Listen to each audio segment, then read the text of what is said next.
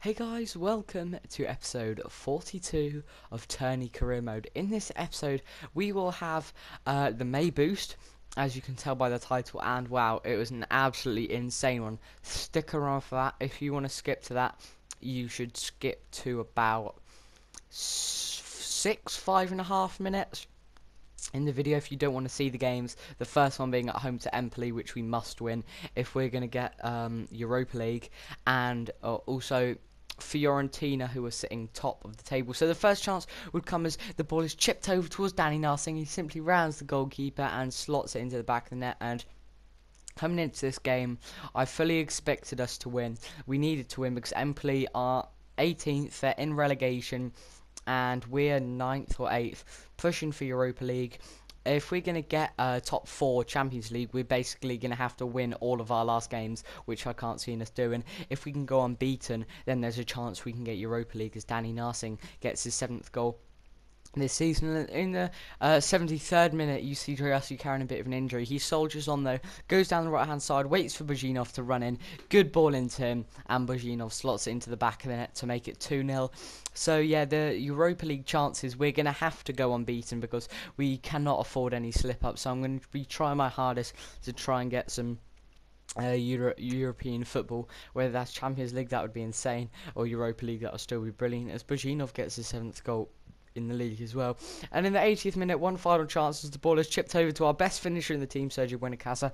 I brought it on for the injured Driussi, and Sergio Buenacasa and simply slips the ball past the goalkeeper into the back of the net. So you might be wondering why I said Sergio Buenacasa is the best finisher in the team. He is our worst, our least in terms of overall striker in overall, but he's actually got our best finishing stat. So I'm going to try and play him a bit more because he's still young. He gets his Serie A account off to a good start with his first goal in the Serie A today, and we do win the game by a nice comfortable 3-0. That'll do the goal difference a boost as well. And we see that Sebastian Driussi will miss the game against Fiorentina, and he will be out for 3 weeks.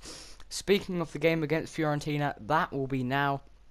We come and take them on at the Stadio Classico, and they are top of the league. They're 2 points ahead of Inter, 3 points ahead of Juventus. We're 9th and still pushing for Europa League. I'm not sure if you can get it in 7th. I'm not sure, but I know that we're just going to have to not concentrate on the teams around us, concentrate on us.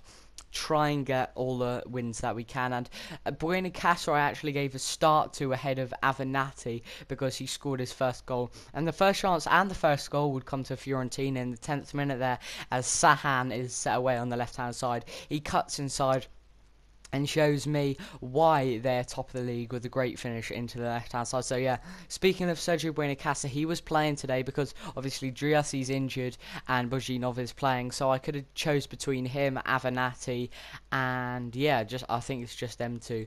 So yeah, I chose Buenacasa because he got a goal in the last game and his finishing stat is good, and he's a good young striker. And in the 18th minute, they have yet another chance as Badel is just on the ball, gives it to Rossi, and unfortunately they go 2-0 up, but that unfortunate would turn to fortunate for us because luckily it was offside and the goal wouldn't count. And the 27th minute, our first chance would come as Murphy whips in the ball. Sergio Buenacasa tries to head it over the goalkeeper. Brilliant effort from the young Spaniard, but it goes over.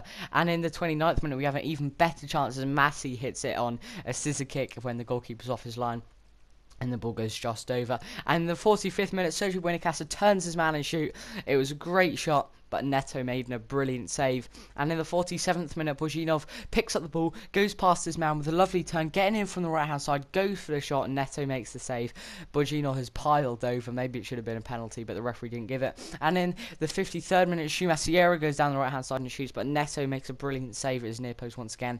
And now Sergio Buenacasa is on the ball in the 66th minute, gets inside, he's taken down by 2 men, and Sergio Buenacasa, who got his first Serie A goal in the last game, now wins us a penalty and has a chance to equalise at the top placed team stadium. So can Buenacasa come and be the hero in this game? Of course you can. It's a brilliant penalty, just like Driussi's, to the top left. Sergio Buenacas's penalty stat is good. I fire it down the top left, and just like Driussi, I don't believe Sergio Buenacas has ever missed a penalty.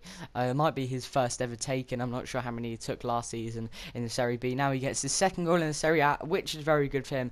And in the 87th minute, Sergio Buenacasa picks up the ball once again, gives it to Robin Lod, and he gives it to Krakow. A chance to win the game in the 88th minute. And can Krakow do it? No, he can't, because Neto makes a brilliant save. But that does not bother me, because the game does end 1-1, a brilliant point. We had more shots on target, and more possession. We deserve to win the game. After that, Deander says he is slightly unsettled, but he's going to try and continue to do a good job for the team, so he might leave. And also, the Terni board comes to us and said that Albin Lato is waiting to cancel his contract. So it's really frustrating, because we're about to hit the May boost, and he could have got a really good boost. So we go and offer him a contract.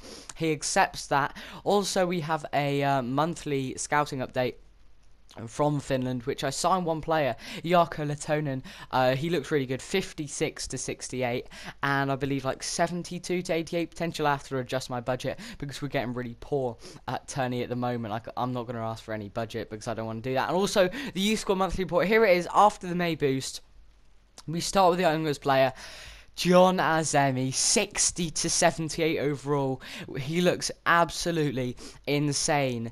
76 to 94 potential. Next one, Ollie Martin Madsen, 65 to 69. I was like, oh, he's so good, I'm going to offer him a contract already.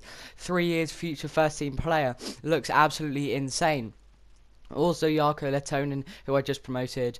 I'm not going to offer him a contract yet. Daniel Franson, 60-64. I was thinking, okay, we probably need another centre-back. This guy is probably as good as Valgent, so I just promoted him. Another one, Aniello Odiero and Felipe Fiola. Look at this guy, 66 to 70, 84 to 90. I go and offer him a future first-team player. Here's Albin Lato, 59 overall, left wing, 16 years old. I'll show you all the players in the next episode. Here's the league table. Unfortunately, we moved down to 10th, but with a win we can go back up to 8th. If you did enjoy this episode, leave a like, and I'll see you for the next episode of Terni Career Mode very soon.